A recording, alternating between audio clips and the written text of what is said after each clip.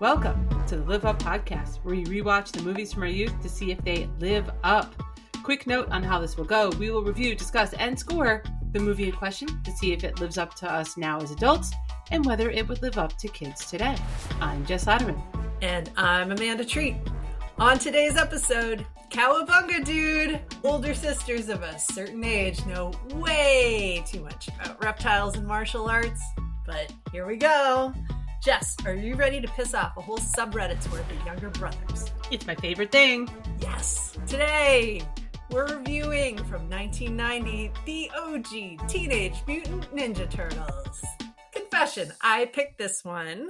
I've been waiting for the opportunity to watch this movie with my now 13-year-old nephew because he grew up on all the newer Teenage Mutant Ninja Turtle movies, and those make this version seem very old. This is the version with the puppets, and it was made in a time before computer visual effects. It was trying very, very hard to be like PG, if not G, so all the little kids could see it. I'll share my nephew's thoughts later in the episode, but wow. I'm curious what your nephew has to say now, because if he's immersed in the world but has never seen the original. Yeah, because he saw all the like Michael Bay, Megan Fox versions of these. I didn't know those existed.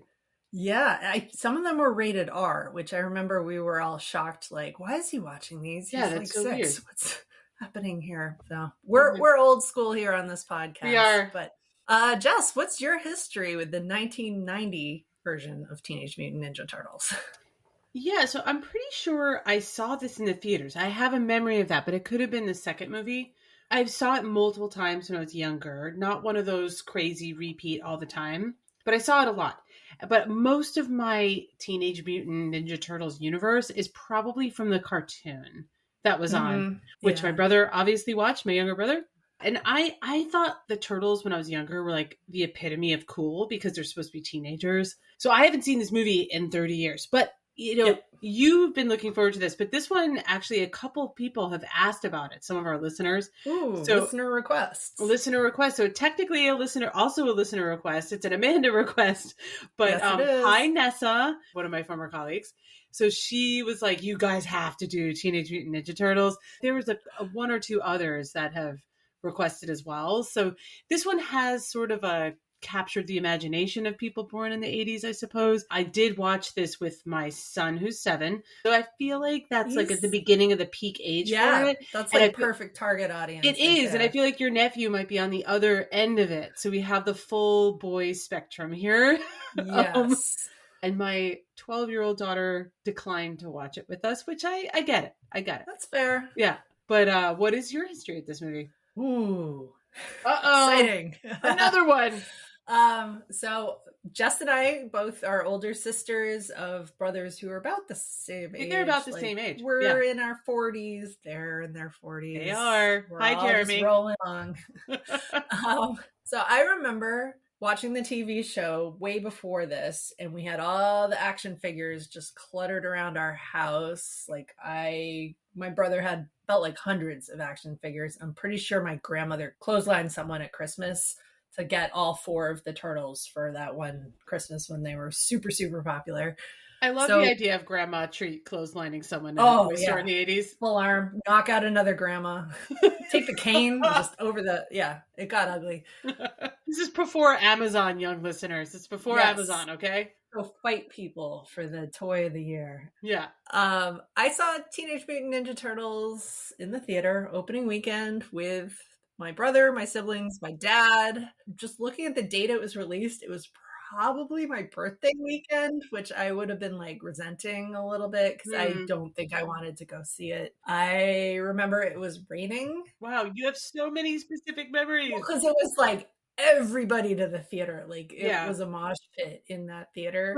I think every kid in Boston was in this one movie theater. Like rest in peace, Coolidge Corner Cinema. This is the same exact theater where I saw Jurassic Park and Hook and Home Alone and like all the movies on this podcast. Classics. Yeah. All plugs for episodes, previous episodes. I love it. Yeah. So I remember as a kid liking it, even though I hadn't wanted to go see it. I remember thinking it was like funnier than I was expecting because the TV show was goofy, but not funny. Goofy is a good way to describe it. I'd say I remember it as goofy. Like a lot of like Michelangelo humor for anyone else who grew up with that show. Like a lot of like, let's skateboard over and get the pizza from the delivery guy kind of like, whoa, it's cool. Yeah. It's not clever humor. Yeah, so we watched a ton of that show at our house. And there is one thing in this movie that did leave me laughing uncontrollably in the theater because I didn't see it coming, and it was just,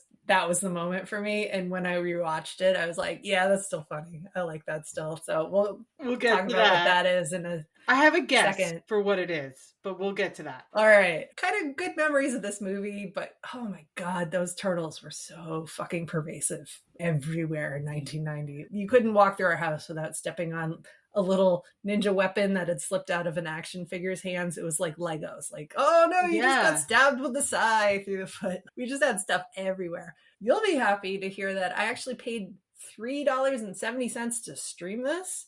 That is a very strange amount of money, but okay. My brother came over with my nephew, and he offered to bring our old VHS copy of this movie along. Do they still have it? Do your parents still have it? Oh, they still have everything. Oh my God. He was saying he would go find the video player that's probably still stashed in their basement and go find the VHS cassette, bring it over. And I told him that I would rather pay $3.70 not to have any of that in my house.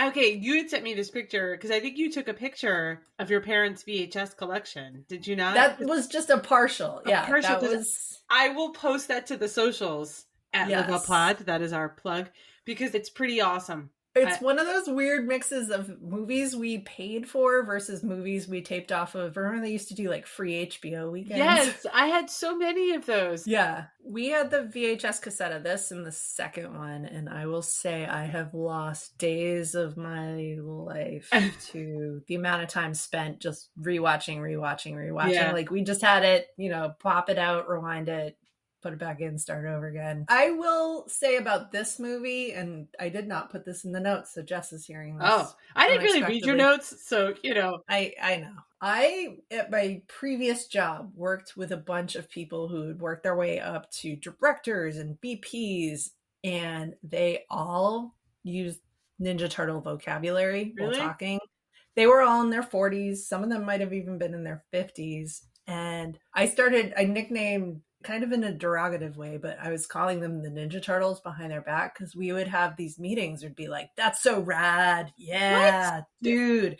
They literally talk like that. Like they all fell out of the same fraternity. It came across as so unprofessional to me to have a bunch of Ninja Turtles at the VP level of this company. I will stop talking about them before I say anything that gets me in trouble on LinkedIn, God forbid. But yeah, it just, any guy out there in their 40s, 50s and beyond, if you're talking like a Ninja Turtle professionally, stop it. Like, no, don't do that. Everyone's giving you side eye if you're doing that because it's such dated language. I know we'll kind of get to this. Like the surfer language is so, if you're describing 80s, 90s to me, a spreadsheet as rad. Oh my God, get out. You got to get your head checked. Yeah, just get out of my face. No. There are entire Slack conversations behind your back. If I don't want to hear your SEO strategy described as like rad. Oh God, that's just stop it. Just dislike. Yeah. This is not a cowabunga moment, guys. Like turn it off. All right. I pulled this together for you, but like we need to do a quick timeline of where the hell did Teenage Mutant Ninja Turtles come from? If you step back and don't think about what a cultural phenomenon this is and how it's always been present in your life, the idea of turtles that are mutants, that are imbued with ninja skills from a rat. What are we looking at here? They're all named after famous artists. That have, very strange. Yeah. If you had been in a coma, woke up, and you were just like, this is popular? Yeah. And it's still popular? Hugely popular. So let's go through the timeline really quickly. Do it. All right. Teenage Mutant Ninja Turtles comes from a comic book, as many of you know, that started in Dover, New Hampshire. The city now has a historical marker for that. They do. I was just in New Hampshire. I should have. If you go to their town Wikipedia page, the one picture on their Wikipedia page is like home of the Teenage Mutant Ninja Turtles.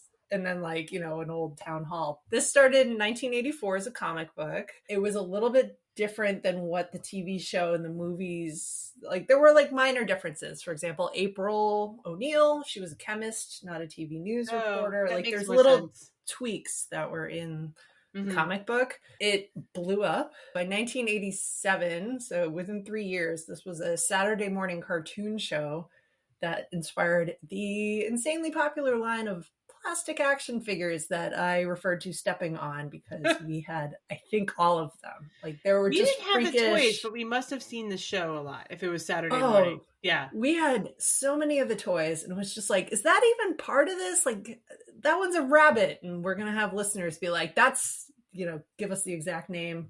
This one's a fly. This one's what are these things? There's so many mutants you could have, I guess. Yeah. So this is 1987 to 1996. Those action figures were at their peak. They literally made billions, and they had my grandma clotheslining other grandmas at the toy store. So after that, in 1989, you have the first Teenage Mutant Ninja Turtles video game released on NES, Nintendo Entertainment System, for anyone who's too young to remember that. You play it at the arcade. We had NES, so I think we had the sequel to the video game. I don't remember the video game. Megan Delaney and I, who I referred to Megan a lot on this podcast, she and I were so good at this game. She used to always play Michelangelo, and I always played Donatello because he had that really long bow, so you could just whack people over the head from afar with it, which that was my jam. We got all the way up to like fighting Krang as the bad guy, and like you have to put a lot of hours in to get to that level. So okay.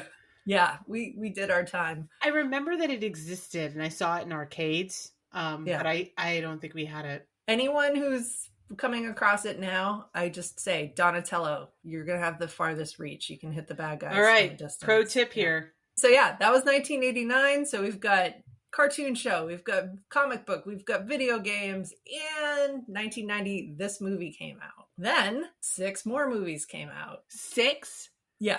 And I did not know that. So there were 7 of these movies that have been released so far, and the 8th one is scheduled for 2026. Oh, wow. So we are not done with Teenage Mutant Ninja Turtles. Just because they're such a cultural touch point, they've had such an impact, I want to say that these are the actors who have participated, not exclusively, like there are more actors in this, but Lawrence Fishburne has been in one of these. Patrick Stewart. What? Whoopi Goldberg, Laura Linney, Will Arnett, Iowa Beery from The Bear, who I love her. She's in one of them. Maya Rudolph, Giancarlo Esposito from Breaking Bad, and he's in everything, but he's great. He's in them. Jackie Chan, Chris Evans, Paul Rudd, Seth Rogen, Kevin Smith, just on and on and on. These movies are huge. Kevin Smith, I get. But Laura Linney was a surprise here in your list of guest stars, but okay. There's been a ton of like food tie-ins, so you can get like your Ninja Turtles ice cream, your Ninja Turtle chips. There's a roller coaster ride. There was a 1990s Coming Out of Their Shells concert tour. Oh, that had Donatello on keyboards, Leonardo on bass guitar, Raphael on drums and saxophone, and Michelangelo on guitar. Oh my God, I like the idea of coming out of your shell. Nice. Yeah. So that's what we're dealing with here. But we're going all the way back to 1990, their very first movie. I appreciate the overview. I actually, I didn't realize how pervasive it was in pop culture until you went through that. Oh my God, yes. Oh man. So, Jess, no pressure with all the fanboy hate mail that we're probably going to receive on this episode if we get Take it easy on us. a smidgen of a detail wrong. But would you like to give a summary of 1990s Teenage Mutant Ninja Turtles? I will, of course, try. Our tour of 80s and 90s urban hellscapes continues, this time in the New York City sewers that look about as gritty and gross as the streets above, and with very buff man-sized turtles. Shredder has created an army of urban lost boys, I'm going to call them. They're urban lost boys turned ninjas who steal what looks like extremely worthless electronics by 21st century standards. And then the Ninja Turtles must stop them to save the city, and their master, who is the most fatherly, nice, man-sized rat you'll ever meet. How many VCRs do you think the Foot Clan stole? Oh my God. They probably have like rooms. In the movie, there's this whole montage of the Shredder's army of ninjas like stealing things. And I literally had to explain to Isaac, that is what TVs used to look like. That's something that's worth money. And it's actually a funny scene. You know, you see these hands come into the screen that take a TV off of like a TV a fire escape. Rectangular shaped, and it is longer than it is tall because we didn't have flat screens back then. Right. I mean, I had to explain it to Isaac, who's 7, because like it looks ridiculous to him. The computers and the TVs look ridiculous. I don't think it registered with him that that's something of value, which makes you feel old as dirt. But it didn't take away from the plot or anything. Like I think kids these days will understand that they're stealing things, but they don't get what they're looking at. Really, they don't get that like a ton of computers in 1990, like a literal ton was probably 100 computers. I know. Each weighed 200 pounds. I know. So I had to explain it. And just a small thing, but there is a small plot point where April's boss leaves a voicemail firing her, essentially. Yes. But I knew you would call that out. Yeah, he leaves it on an answering machine. Of course, I have to explain what an answering machine is. In the middle of like a big fight scene, there's fire, it's chaos, and it's April's apartment or the antique store downstairs. And there's like, first of all, we could talk all about how her boss is firing her over an answering machine.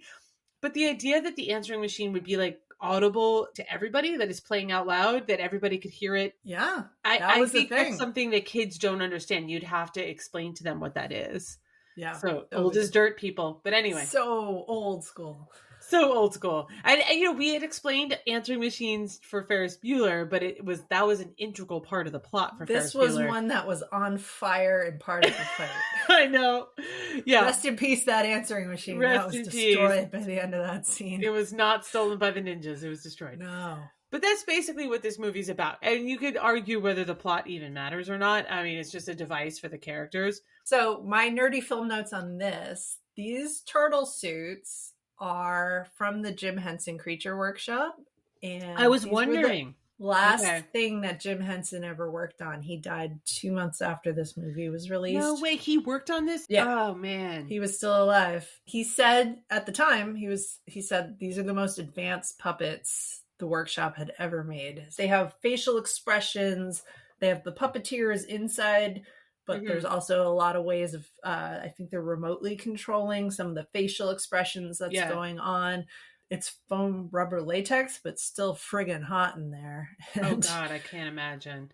I actually love the turtle suits. I knew you were going to talk about it. Yeah. And I'll say for my 7-year-old, you don't miss a beat. It still reads as real. They're doing the fight scenes in the turtle suits. They're crazy. Doing backflips, all the martial arts. They did have to speed up the camera at certain point, or rather they sped up the films to make it look like they're, punching each other faster than they actually were. Cause they were heavy. They were hard to maneuver, and they were not as heavy as Tina Turner's armor in Mad Max Beyond Thunderdome. She's still the winner of all of this. She's still the winner. Of course. Tina Turner's always the winner. For their trouble, all of the actors who were inside the turtle suits doing all the stunt work, they were allowed to appear in the film in random places. So you referenced in your notes, you referenced in the taxi cab, there's a scene where like they hit Raphael, he goes over the hood, and there's a guy who's like, that looks like a giant turtle in a trench coat. Yeah, which is a funny line. That's the actor who's inside the Raphael suit. No way! Like, they hit Raphael, and then the actor is placed in the taxi cab to go, that looks like we just hit a turtle in a trench coat. I actually love that line because he's playing a New York City cabbie, and then he just sort of shrugs it off like, of course, I'm just describing what I'm seeing, and it's, no big deal. I see it every day.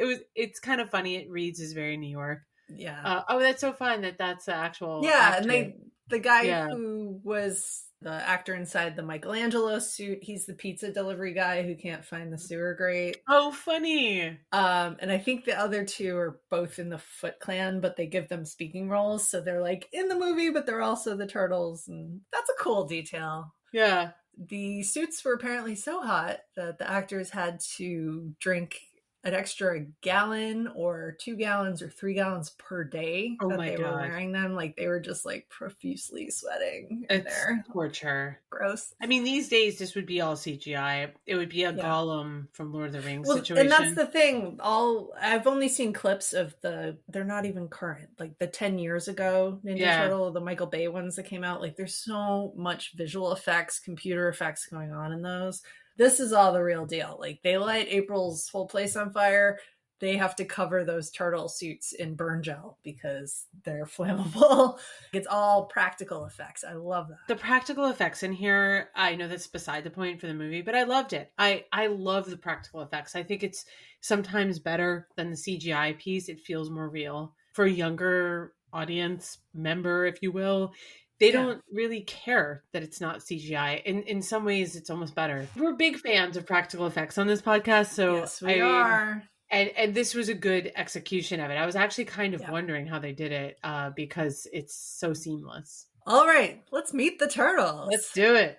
So we came out of the cartoon show and there's certain roles like Leonardo's supposed to be the leader and Michelangelo's the ditz and Donatello's the science guy, the nerd, and Raphael's like the aggressive anger management turtle. Existential crisis turtle, maybe. Existential anger management turtle. So they carried that through.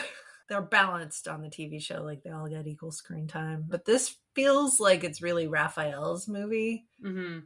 It does. So we've got Raphael, voiced by James Pace. I gotta ask you, Jess, what do you think of his extremely New York, Brooklyn accent? Is that authentic? I mean, to me, Raphael sounded like a curmudgeon boomer dad. I mean, he's sort of a get off my lawn. Yeah. Oh, like, yeah. I'm imagining him as a human. He's probably in his underwear and a stained wife beater, getting his paper and yelling at some kid. He's got the remote control in one hand and like Fox News is blaring in the background. Watching this movie, I was surprised because I didn't remember Raphael as that curmudgeon-y. And I don't think he was portrayed that way in the cartoon.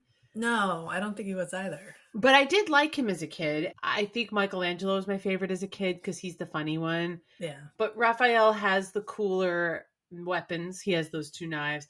The size. Okay, everyone, I lived in Japan for 2 years, and all of my ninja knowledge comes from this movie, and the cartoon show. So I got there, and like I literally went to the ninja museum in Fukushima. Oh wow! And I was like, "Oh, I know that. That's a sai. That's a bow." Where you know it from? Yeah, all from Ninja Turtles, and then they got to one that I was like, "Oh, I don't know what that is." It wasn't a Ninja Turtle. We need a 5th turtle.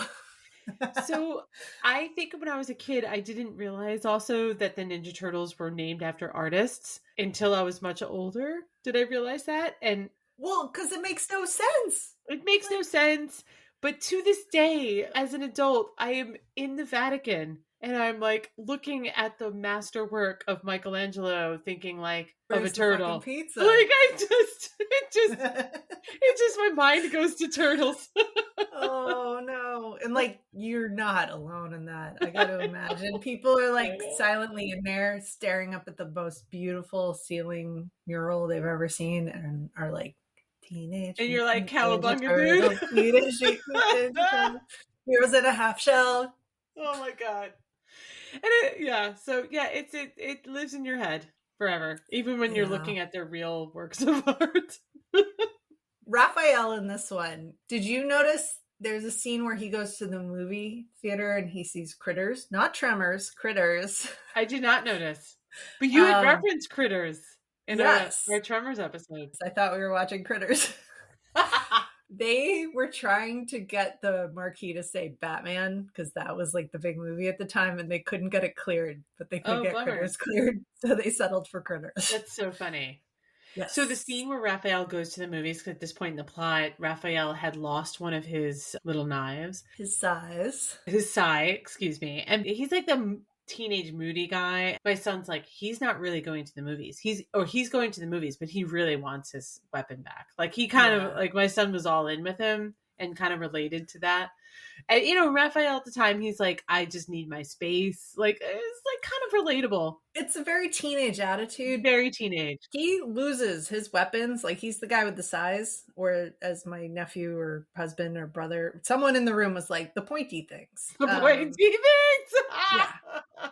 He loses his weapons at least 3 times in this movie. I know. Like he loses it right in the beginning, and then every time he fights the Foot Clan, you see them constantly being tossed over the side of a building. Yeah, you do. Yeah. He can't keep track of his weapons. Raphael, get your act together. Get it together, you master artist. All right, so that's Raphael. He's just angry. He's starting shit with all of the other turtles, but especially with Leonardo, who's voiced by Brian Tochi.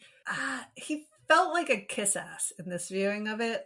Like, I think Leonardo was never my favorite. He's boring. I don't think it was ever anyone's favorite. Like, do you remember like Christy from the Babysitters Club? Like nobody liked her either. No, like just the rule follower. Yeah. Know it all. He's kissing up to Splinter. He's trying to be the leader, but he just feels like he's trying too hard to impress the teacher. And the other turtles don't respect him enough to actually see him as a leader. Like Raphael's picking fights with him. The other 2 are ignoring him. He doesn't do a whole lot in this film. He kind of doesn't. He's kind of a nothing. He's just sort of there. Yeah.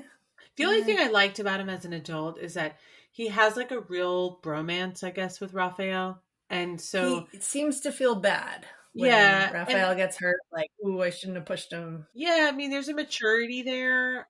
I like it, especially as I'm sitting there watching with my 7-year-old son, who's very much a bro.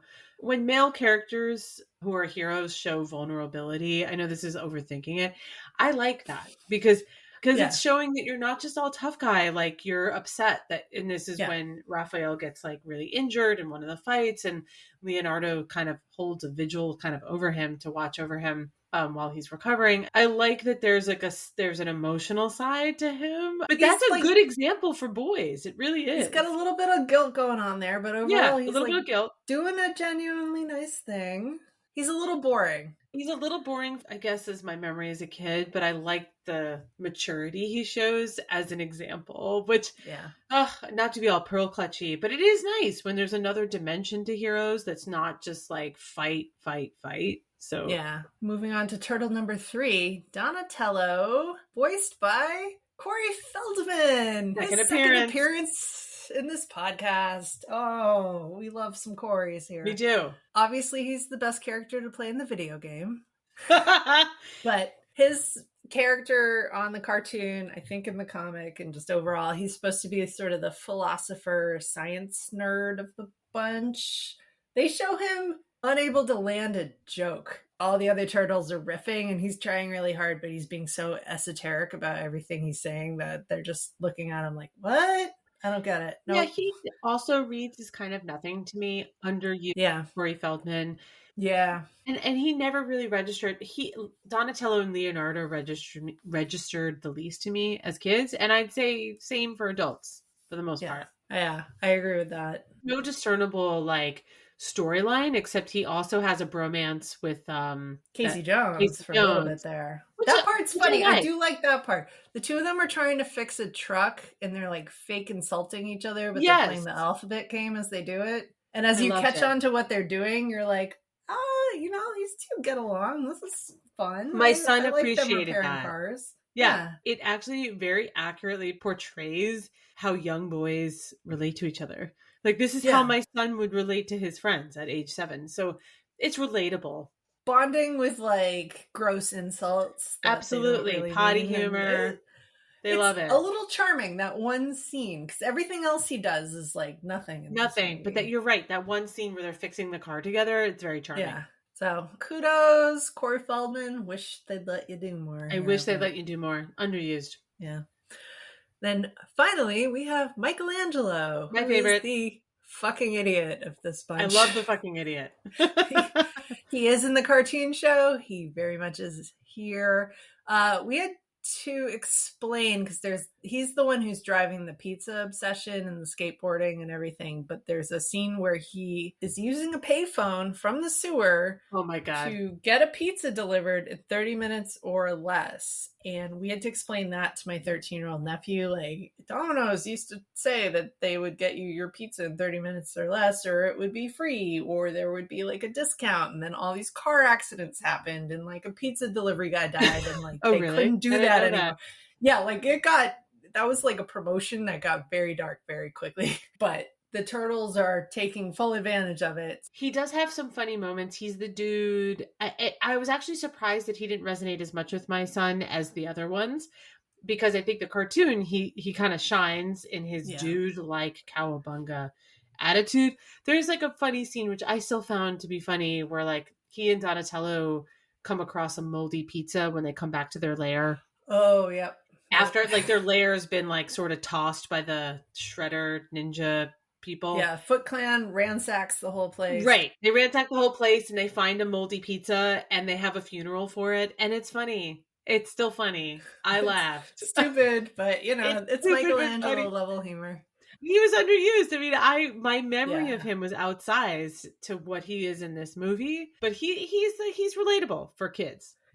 The human modern day equivalent of Michelangelo is Rob Gronkowski, former Patriots player, who is just like goofball idiot. And you just watch him do things and you're like, I just can't hate this. Like, he's just so silly and like benign. And he is the Rob Gronkowski of Ninja Turtles. I mean, I guess if you're okay with the Patriots. He ended up on the Buccaneers. He did. He's on the Buccaneers now. There's nothing wrong with him. There's nothing cringy about him. He's fun. To adults, your memory of him does not come through in this viewing as much. Yeah, he's a minor character. He is, but a major character in the cartoon, and I think later movies. Yeah. But he still got laughs out of my son. He didn't dislike him. Yeah, comic relief. Fine. He's a comic relief. All right. Not a turtle, but their mentor. We need to talk about Splinter. The lovable rat. I love Splinter. I think I loved him more as an adult because he's so fatherly. He's very calm. Yeah. And he plays the role of like, he's their master. He's trained them. His origin story is a little sketchy in my memory versus what was depicted here. Okay, time out. Because I remember watching the TV show, and I think they pulled this from the comic book, but the origin story was different. Like how you create a Ninja Turtle and how you create a giant rat who is also phenomenal at martial arts. There, in the comic book version, it was, you still had the mutant ooze, but it was two species had to come into contact with each other, and then they would like cross whatever genes or something. Yeah. In the TV show, Splinter used to be a human. Who came in contact with a rat. That's how I remember it. Turned into a giant human-sized rat. And that the turtles came in contact with the human, they turned into human-sized turtles, but they're still a human. In this, they're just like, Splinter was a rat, he came into contact with the ooze, and he grew to human size, because all it does in this world is it just makes you bigger. And they carried that through to the second movie too, because I remember we were all like, Bebop and Rocksteady, and it was like, no, it's not. It's just like another snapping turtle that they put in front of the ooze, and it just got bigger. It makes more sense, honestly, the way they did it in the movie, but it loses some of the Splinter used to be a human. It's believable for kids watching it. I was confused because I remembered that origin story that you just described. He still registers, though, as a father figure and sort of a Yoda-like figure in a way. He's very Yoda, yeah. Very Yoda, very likable, more likable maybe in my adult viewing. Even when he's, at some point in the plot, he gets kidnapped, essentially captured by the ninja people, by the what are they called? The Foot Clan. So he's being held hostage as sort of like bait for the turtles, since Shredder wants to annihilate the turtles because they're, stopping him from his grand plan of stealing old electronics. Even when he's captured, he sort of takes on this character under his wing who's sort of maybe regretting leaving his family to essentially be a lost boy in there. And he's asking him all these philosophical questions. Like, of course, people love you. It's like he has like a good positive influence. I'd say he registered a little bit with my son. Okay. But Okay. I think this is where nostalgia filled in the blanks for me. Maybe. I still liked him. Like you said, Yoda, he's very Yoda here. Very Yoda. And again, it's the Jim Henson Creature Workshop, so it's the same people making the puppets. Oh, right. He is voiced by Kevin Clash, and I looked this up after the watching. You're about to find out. So the first shot of Splinter, they're in the sewer room that they inhabit, or their space down there, which, by the way, if that's for real in New York, like that would be like $4,000 a month. Oh my God. Sewer at this point. Somebody go get that. Somebody go get that. Absolutely. But it's a sewer, so it's like a little bit garbagey. They do have a weird not any less garbagey than the streets above. So just saying. Yes. That is true. Yeah. This everywhere in this version of New York is very trashed. Very trashed. Yeah. Very gross. So they have a shot of Splinter, and there's kind of like this radiator or some pipes or something along the wall, and there's a random Elmo doll just like wedged into the pipes. Mm-hmm. And I was like, what is that Elmo? Like, can they do that? And it's like, all right, it's Jim Henson. Why not? But Kevin Clash, who voiced Splinter, is the voice of Elmo. That is so weird. Isn't it? Like, you can't hear. It's night and day. Like, it does not sound like Elmo. That's crazy. Yeah. When I realized who it was, I was like, oh, that's why there's a random Elmo in the sewer. Never in a million years would I have made that connection myself. Never noticed it as a kid, but yeah, Splinter is Elmo. Okay. Very strange. La, la, la, la, la. You have Zen Jedi powers. Just to connect the dots for folks, so Splinter's master, human master, was a rival of Shredder, essentially. This in the movie, not the cartoon. In the movie, show. And that because they're rivals, because Splinter's master, basically his girlfriend, was somebody Shredder liked. And then this whole fucked up thing happens where, like, the Shredder essentially murders not only Splinter's master, but murders the girlfriend too. It's so fucked up. It's like a true crime documentary wrapped inside a Ninja Turtle. Really, this could be a whole nother podcast. Totally a whole nother podcast. But who is Hiroku Saki? Like, yeah. Right? I found that to be a really fucked up backstory that I did not have any recollection of. But, you know, there's the whole then thing at the end where Shredder realizes, and then, you know, the scars that Shredder has is from when Splinter cut his face open as a rat. Whereas on the cartoon show, and I think in the comic book, they were human rivals. That would make more sense. And one of them turned into a rat. Right. It's still fucked up. Cleaner, but the double murder part is fucked up. I mean, it goes over the heads of kids, but as an adult, I'm like, what? And they were very delicate with that because it has to be a PG movie. A very light touch. There's just like a flashback and a body on the ground, but we're not going to go into it too much. Moving on. But it was enough that my son understood it. He understood. Yeah. He understood enough to know that they knew each other. So it did its job. Yeah, there's a revenge that needs to happen here. It could read as kind of lame for an adult or weird. But for kids, it registers. It works. I mean, it was enough stakes, I think, for a younger kid. What about a giant rat that is an expert at martial arts and meditation? That's totally fine. That teaches giant teenage Ninja Turtles. Just accept it. How to meditate and then can communicate with them via like campfire. What's weird about any of this, Jess? You know, it didn't read as weird. Well, I'm actually now curious what your nephew thought. Like, did he think that was fucked up? Who's your nephew's favorite turtle? I think he said Raphael. And I don't know, because his experience comes from these newer movies, so I don't know how they were portraying him, but I think he felt like Raphael was the cool one. Did your nephew think that the movie portrayed the characters as he knows them? I think he was a little bit like meh about it. Okay, interesting. I don't know. And again, I don't know how it was portrayed in the versions he saw, but he didn't even have a strong memory. Okay. Of the ones he watched, say, like 6 years ago. Right, because he's 13, 14? He's 13 now.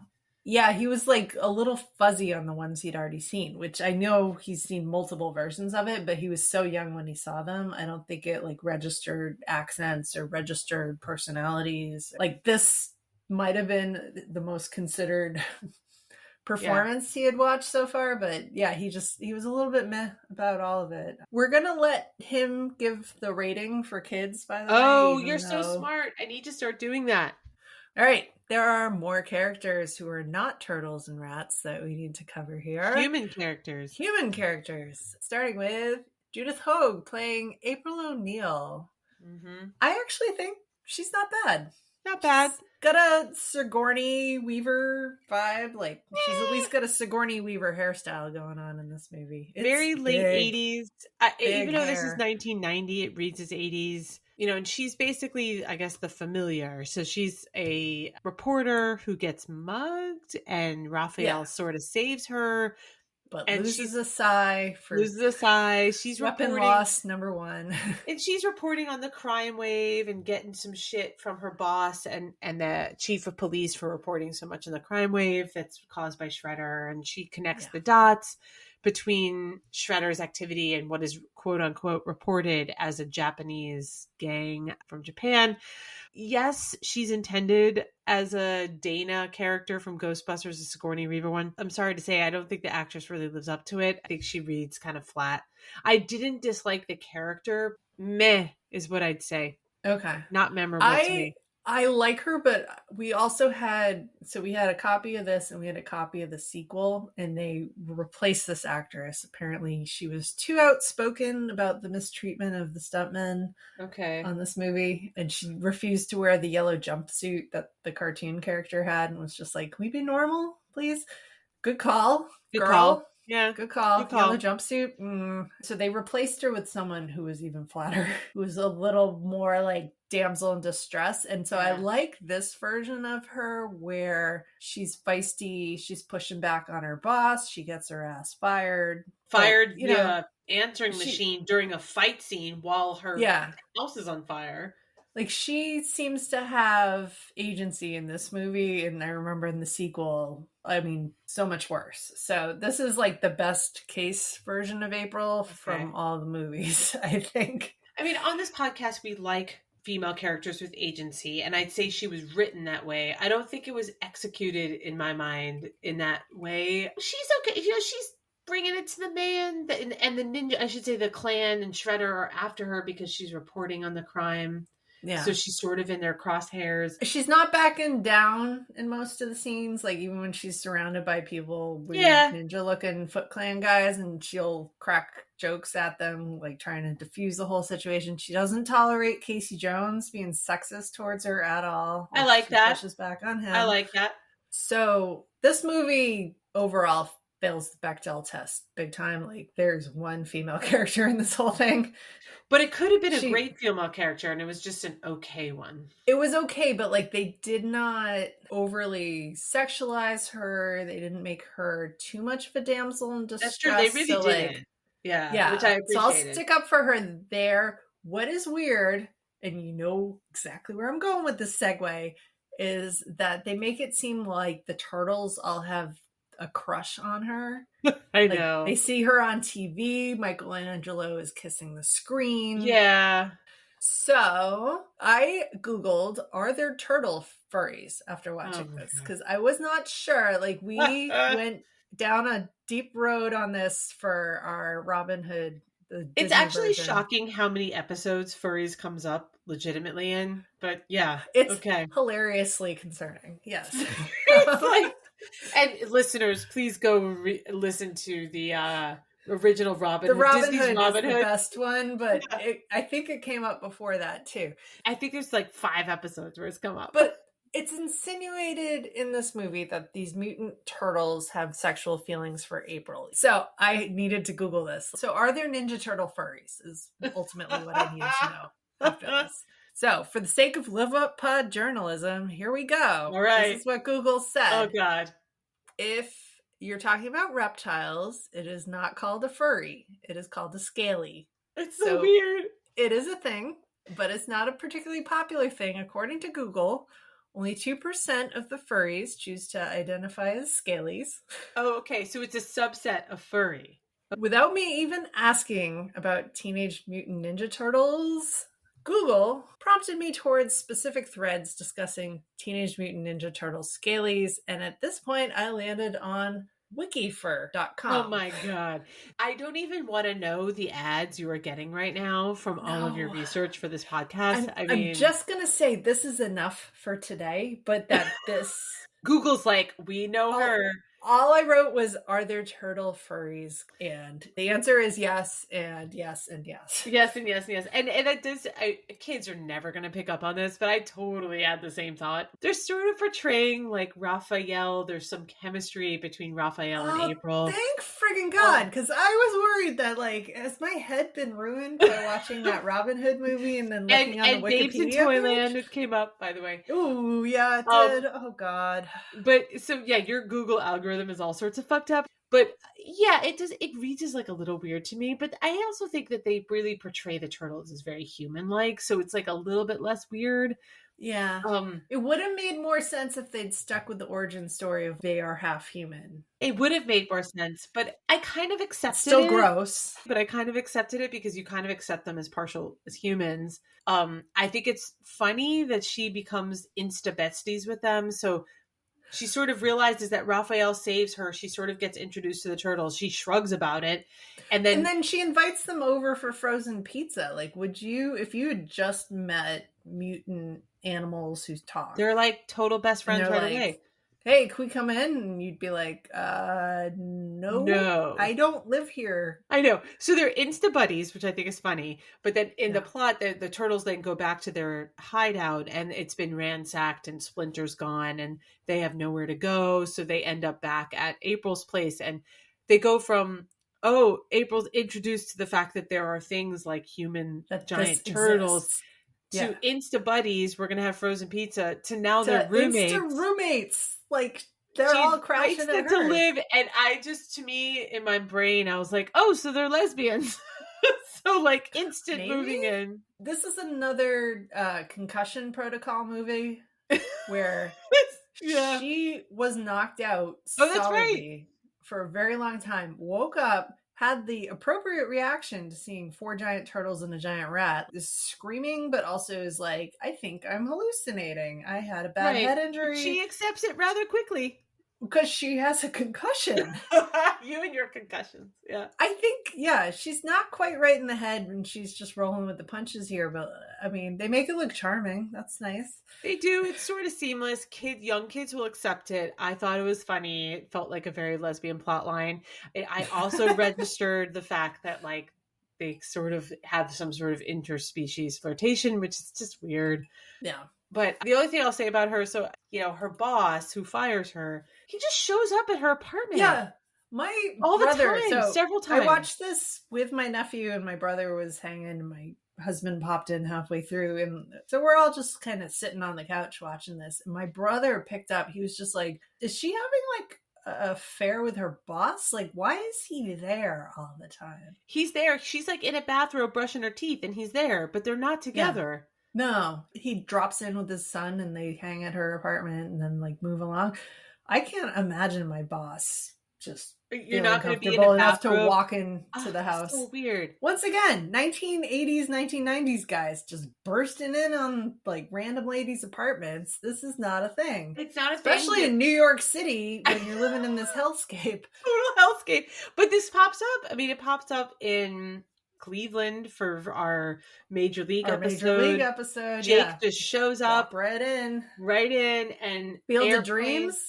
Kevin Costner's just walking right in people's apartments. I think it came up in Airplane. The main character there just gets on a plane where his wife works. It's very strange. Su casa es mi casa. It's like no boundaries, that was people. The 80s. Yeah, no boundaries. I thought that was weird and funny at the same time. But yeah. So luckily, April is able to put off all of this like scaly vibe that's going on from the turtles here because we have a human love interest. This is Elias Koteas playing Casey Jones. And disclosure, I have worked with him. Have you really? That's cool. He was in Shutter Island.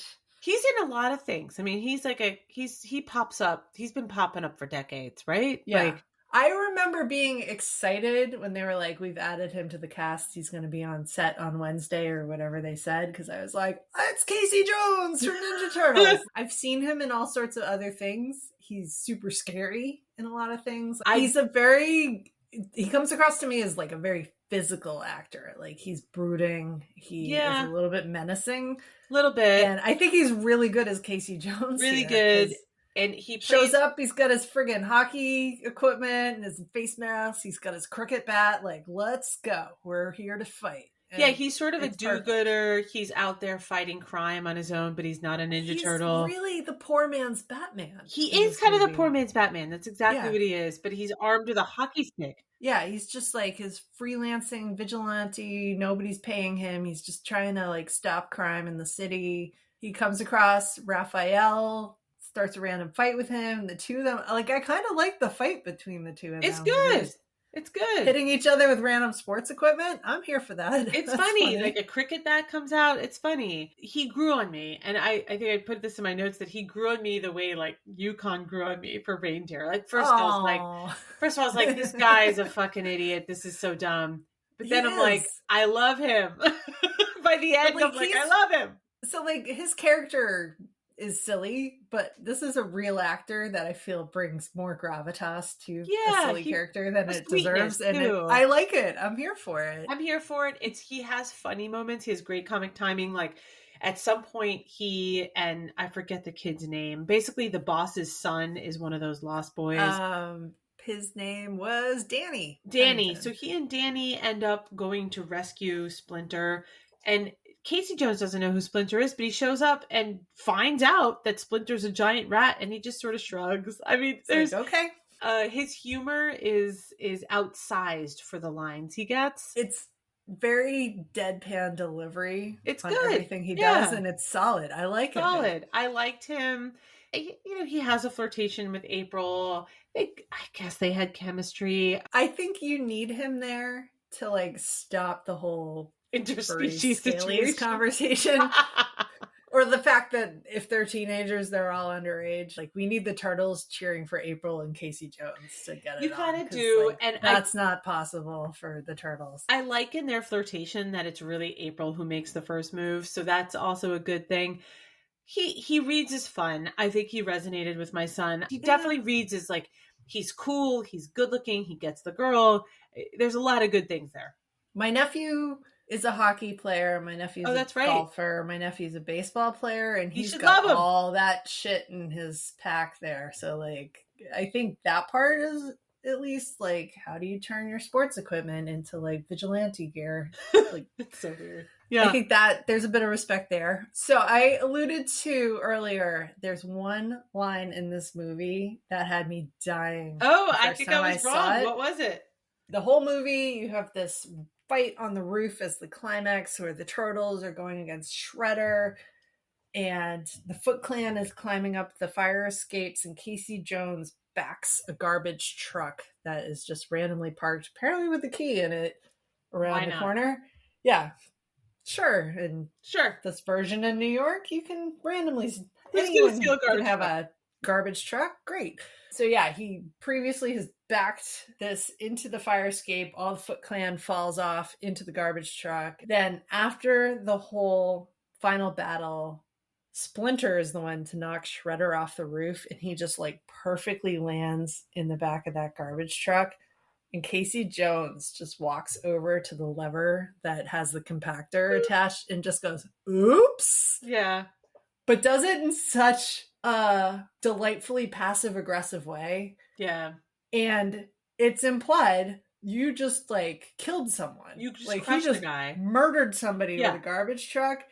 That had me laughing so hard as a kid when I saw that. I know, because I was just like, he literally just murdered Shredder with a garbage truck in this like, oops. Death by garbage truck. That's a fucked up death. Like, it was such a messed up thing to like sneak in there. Casey Jones just didn't have to murder that guy, but he totally just did. That just like caught me so hard. Like, I thought that was hilarious. And in this rewatch, I was just like, yeah, still lands. I mean, it got a laugh out of my son. He thought it was funny. Yeah. Even though it was murder. But it's like funny murder. It feels like hilarious murder. And okay, I need to stop us for a second because I've seen the sequel so many times, and I know like the fist shoots out of the garbage dump and like he lived. Classic. And so like, don't come at us and say that wasn't actually murder, but no, it was attempted murder. Yeah. Yeah. Absolutely. It was an attempted murder with a garbage truck. It's friggin' hilarious. I So love I that. thought the funny line that you were going to think is still funny is the funeral for the pizza, but this actually is more on brand for you. So this makes sense to me. Like an actual murder in a kid's movie is like just on point. I love it so And much. it doesn't come across as like fucked up or anything, but he was great. He was great. Yeah. But we should probably talk about the bad guys now. We should. We've gone all the way through the heroes of this movie. Let's meet the Foot Clan. All right. Ninjas. Yeah. So before we even talk about the individual members of the Foot Clan, can we just give a shout out? They have an extremely cool warehouse hangout. The coolest.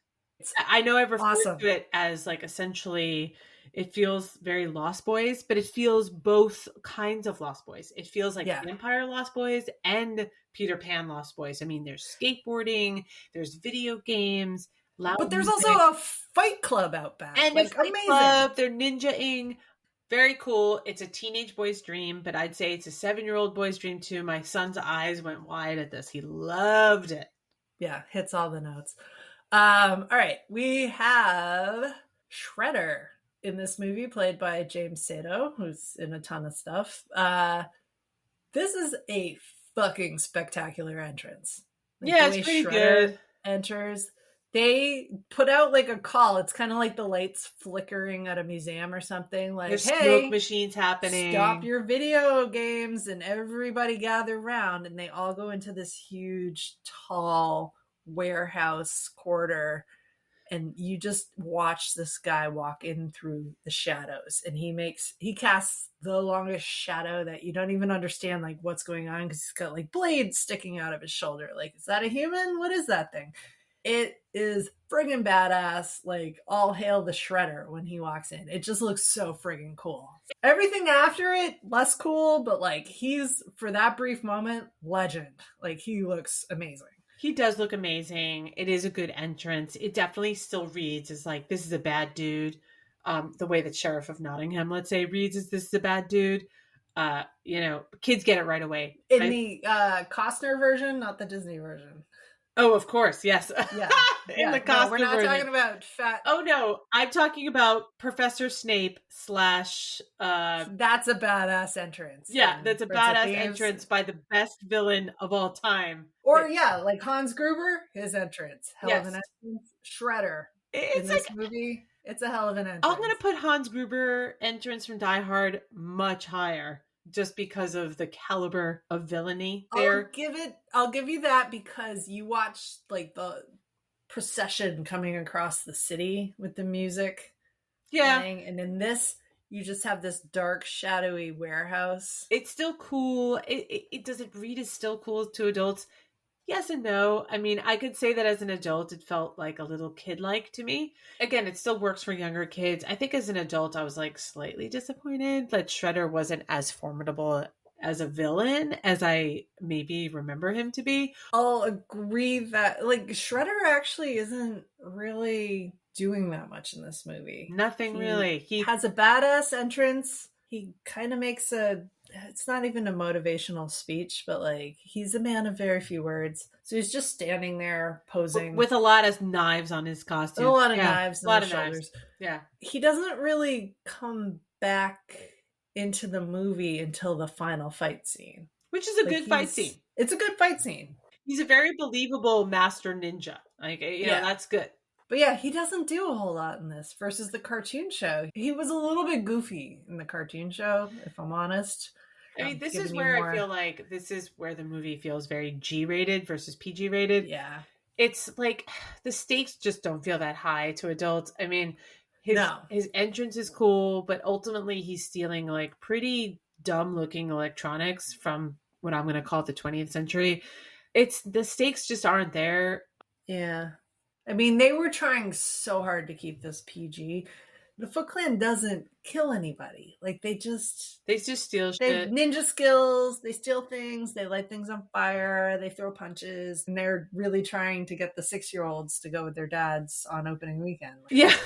I'm curious what your nephew thought, because For Isaac, who's 7, this was like, okay, these are like kind of the good guy, bad guy stuff that he's kind of used to watching. I think my 13-year-old nephew was like, meh. Meh. Like, Yeah, it's Turtle saving your like weird TV that I don't recognize as a TV. So yeah, the stakes aren't there. That being said, the fight scenes were cool. I mean, like the fight scenes were cool. They didn't go on too long, and they're choreographed nicely. I mean, my son was in. He thought it was awesome. So some of those fight scenes are directly lifted from the comic books, like really? a tribute to them. So like the fight on the roof with Raphael directly comes from that. And then at the end of the movie, once again, they're fighting Shredder on the roof, like get those New York City roof lines in there. It's cool because I think sometimes modern fight scenes are going to sound like an old crank, but I'm not a big Marvel person, but a lot of that stuff is very sound effect heavy. It's very CGI heavy. They changed the camera angle every half a second. Oh my god, it's like punch and change it's going to give me a seizure. Yeah. Whereas this one, you could actually just watch it. I mean, it's acrobatic. It's kind of cool. Yeah.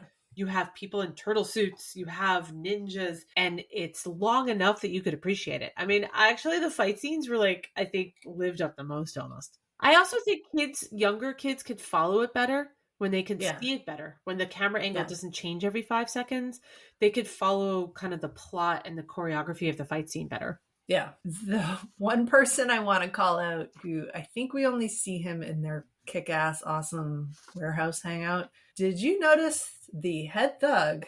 I did. Is Sam Rockwell, Oscar winner. One of his first movies. So fun. I freaking love that there is a Oscar winning actor in this movie. There's like no character here. He has a speaking role. It's just sort of fun to see him so young. All right. Maybe some random thoughts? Yeah, let's go to random thoughts. I have a few. I'll just start quickly with, my feelings on product placements. I do, but there's a lot here. Yeah. There's a lot in this movie, but some of them are so nostalgic at this point that I was like, oh. So they ordered Domino's pizza to be delivered to the sewer, and the napkins have the Domino's pizza noid That's on only them. where Domino's pizza should be delivered. Just saying. And I was so nostalgic for the Domino's pizza noid. Remember those commercials? The little like devil thing that was like trying to get a hold of the pizza. Listen, I don't know what shitty pizza you had in the suburbs of Boston, but we never ordered it. I'm just saying those commercials were awesome. Is like sacrilegious in anywhere in the state of New York, and the fact that they're in Manhattan and they're ordering Domino's is the most unrealistic part of this movie. It's more unrealistic than human turtles. It's insane. You can't walk up to a counter and order just a slice when you're a turtle in a trench coat. I get it. They would call you out on that. You got to get it delivered, and then you're reduced in what you can get. Pizza places like that deliver to the sewer, because nobody who doesn't live in a sewer is going to order from you. So mutant turtles with questionable taste buds. Yeah, it's fine. I'll give you a pass because you're a turtle. We've done a lot of movies set in Chicago in the 80s and 90s, and it's just pictured as this like crime hellscape. What a hellscape. It definitely depicts New York as that. There's a little line that Casey has. He's in basically the sewer thing, and he's like, why don't I ever find friends who have condos? And that's such a funny line to me, because it's so specific to like New York real estate. It makes me laugh. As a kid, that went completely over my head. I don't know if it went over yours, like condo. Right. What? And we've talked about real estate on this before. Our Ghostbusters episode was all about that like Central Park view. I mean, that was beautiful. I would definitely put up with like a portal to fucking hell for that apartment. But anyway. I would put up with the fucking sewer that they live in this movie. It's pretty spacious. It looked like it had a lot of like square footage. A lot of character. The occasional ninja breaks in. There's still some like fun New York hellscape kind of pieces that it's sort of fun to watch as an adult. As a kid, that still doesn't register, but that's fine. All right. Things about this movie that are cringy. Yeah, I mean, there is. I did see your notes. There's definitely like a gay joke in there. They build up to it, and it's actually very subtle. But Casey Jones has claustrophobia, and they call him out and they say, you're claustrophobic. And he doesn't understand what the word means, and he thinks they're calling him gay. It's nothing that kids these days would pick up on, but you'd never see a joke like that in movies now. It's No. it's not enough for me to be like, oh, cringe. It's honestly not. I mean, we've seen worse in the 80s and 90s. Also, it's a cheap joke. It didn't need to be in there at It all. was sort of like crowbarred in there. I'd say that in terms of cringe, not that much. I'd say there's just really old humor. There's It's impressions of so James old. Cagney. So Oh some of the God. references are very old, and that goes sailing over the heads of kids these days. And I'd say the other thing is just that the movie just really reads as G-rated to me. I'm willing to bet that my 7-year-old liked it better than your 13-year-old nephew. Yeah, I can attest to that fact. Again, none of these things are like super cringy, but like one of the plot points on this is that Splinter is trying to teach the turtles to meditate through the whole beginning of the movie. Then he Yeah. gets kidnapped, and then when they're out on the farm waiting to figure out where he is, Yeah, it's a little bit of a they Jedi start connection. yeah, he is using meditation to talk to them in a very force like Yeah. manner. I think that really ruined my understanding of how the benefits of meditating worked as a kid. Ooh, try a Zen meditation course or something. You're like, is And it Splinter was going to like, show up and where's start Splinter? talking to me? Where's the campfire with the rat with the Zen thoughts? What is good about this movie that we haven't touched on? To me, the bromance piece was great. I did like that. I like the lack of toxic masculinity. I mean, Yeah. we've seen this a lot. It's just so present in the 80s and 90s. There's this male kind of portrayed character that's super toxic. It just sucks.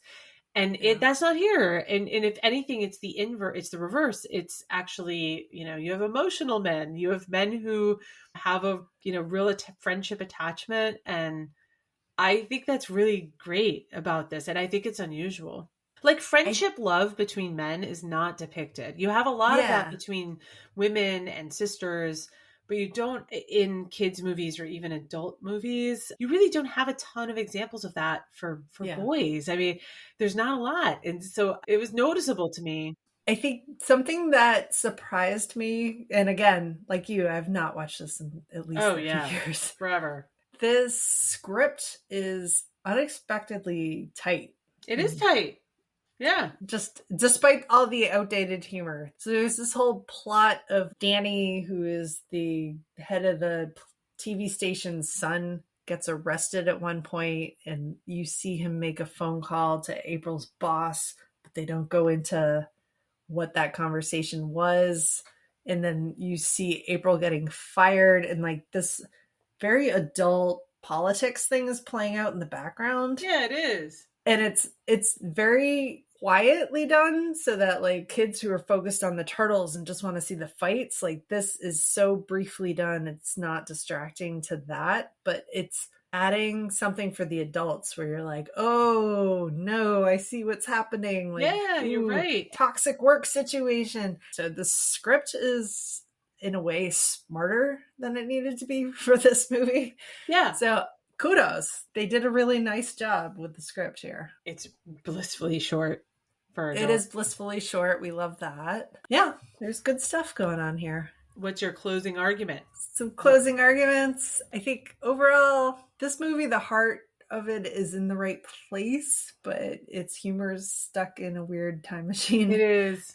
My nephew's comment was like, the fighting isn't good, but it's not boring.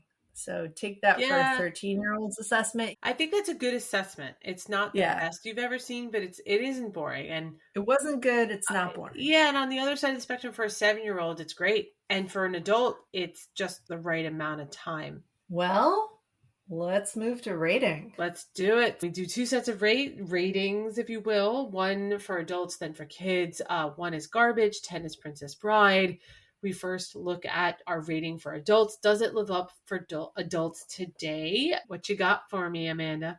This is hard for me because I was a little bit cringing through this, and not from anything on the screen. It was just that the jokes were so bad. like embarrassingly bad. Because they're for younger kids. That's the part that's hard.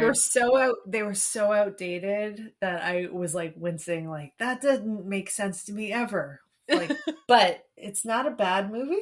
And I was talking with my husband Jeremy about it, and he was like, it probably wasn't ever a good movie. So if you have memories of it being a good movie, you were probably wrong. It probably lives up to exactly what it was. He has got to get on this podcast. I just feel like he has to. If we get the right movie, we'll get him in here. I want to say 5.5 for my adult rating. So I'm close to you. I actually decided to do the classic Amanda 0.5s. I came to a 4.5. Okay. Because I felt like it was above certain things. It had to be above things like Pee-wee for me. But it's not Ghostbusters. So which I gave right down the middle. So I'd say a 4.5 for adults. Someone else will do math for me. What is that, a 10? That brings us to a 10. So it's a 10 for adults. So the next rating, same scale, 1 garbage, 10 Princess Bride. Does it live up to kids today? You are going to give the rating, I guess, that your nephew is going to give. So I am very curious. Speaking honestly on his behalf, because he said it wasn't good, it wasn't bad. Mm-hmm. Which lands, I believe, at a solid 5. Solid 5. I do want to bump it to maybe a 5.5, but I feel like I'm being egregious. I'm going to give it the 0.5, but he can correct me, and then I will atone next Yom Kippur if I've added 0.5 too much. So you're giving it a 5 or a 5.5? I'm giving it a 5.5. I think he genuinely wasn't annoyed that he watched it, which for a 13-year-old, like, win. That's a win. That has to be above the 5 mark. So I actually gave the same rating, 5.5. Okay. Which we're very rarely in agreement. For me, it's like for having watched it with a younger boy, 7, he really liked it. He really loved it. I think he'll now potentially want to watch some others. It's a little bit, it has to be above a 5 because it's a little bit of an entryway into that universe. It's a bit dumb. It's so very dumb. You got to go with that. So it can't, in my mind, 5.5 feels right. It's above average. It's no Addams Family here. So, so that's a 21 total. So that's not the last thing we ask. We say this is, regardless of the score, it's just a straight yay or nay from both of us. Does this movie live up? We both have to agree to have the podcast officially say it lives up. I think I know where we're going here, but do you want to go first? I mean, you're making me be the first one the Reddit boys turn on. Yep, that's what I'm doing. You know where I'm going. Saggy dear, say it. This is a no for me, and that officially kills it for both of us. I wrote down I don't know, but for the most part, I was really I don't know, but like deep down in my gut, I was like, no. I would say a no as well, even though I wrote down I don't know. I'm not surprised that it doesn't live up, but I was surprised that it wasn't horrible. Like I thought me too. It risked being really bad, and it's not that. So officially, this does not live up for the Live Up podcast. Hate mail can go equally to both of us if you feel differently. Neither of us want to watch this again. Nope. At least not for another 30 years. I wouldn't think it's outside the realm of possibility that I'll end up watching one of the new ones with my son when it comes out. And so I'd say, for parents or for, if you have nephews or nieces, it's not terrible, but it probably won't be the first one you want to introduce them to from our childhood. So it's a no. If you, plug for the socials. We're at Live Up Pod on all the socials. Let us know what you think. What did we get right? What did we get wrong? We're going to get a lot of hate mail for this, but don't make it happen. Don't manifest it. Bring it on. Bring it. Cowabunga'd, dude. Come at us. All right. Thanks for listening.